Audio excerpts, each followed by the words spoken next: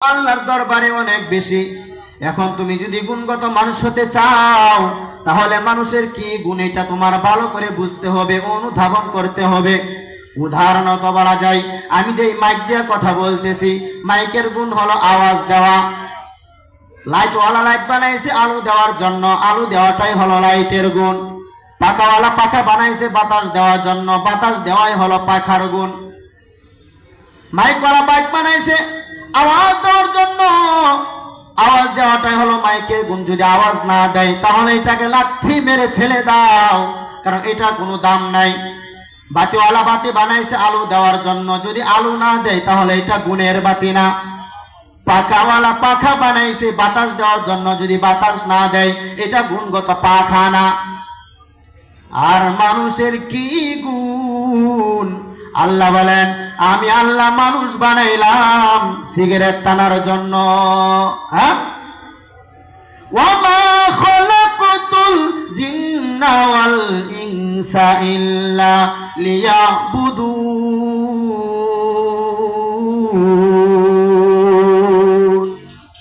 মা খালাকাতুল জিন্না ওয়াল ইনসি বাখা জু ইবাদাত নিস্তে মাকসুদ আজ্জাহা।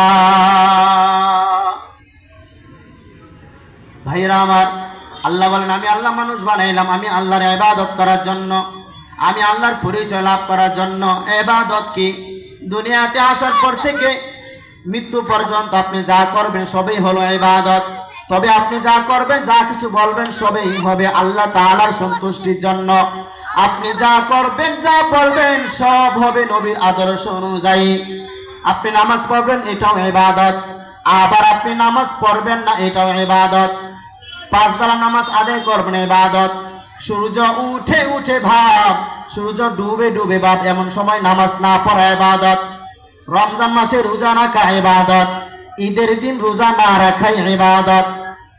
তুমি যা কিছু করবে সবই হলো ইবাদত। আল্লাহ বলেন, ও দুনিয়ার মানুষ, আমি আল্লাহ তোমারে বানাইলাম আমি আল্লাহর ইবাদত করার জন্য।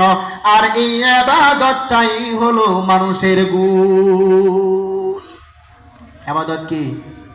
কথা বলেন, ইবাদত কি? মানুষের গুণ। আল্লাহ বলেন, এই ইবাদতটাই হলো মানুষের গুণ। এখন ইবাদত করে করে যদি তুমি আমি আল্লাহর ইবাদত করো, তাহলে তুমি গুণগত মানুষ হতে পারবা। এখন ইবাদত করতে গেলে লাগবে কোরআন। কোরআন শিখে শিখে যখন আপনি ইবাদত করবেন, তখন আপনি গুণগত মানুষ হতে পারবেন।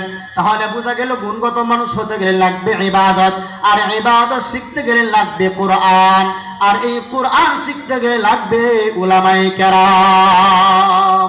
ঠিক ঠিক কিনা? এই মাদ্রাসার মধ্যে আসতে হবে কিনা? মাদ্রাসায় এসে কোরআন শিখতে হবে। কোরআন শিখে শিখে যখন আপনি ইবাদত করবেন, তখন আপনি গুণগত মানুষ হতে পারবেন। আল্লাহ তাআলা ওই দিকে নজর করিয়া বলেন, আর রহমান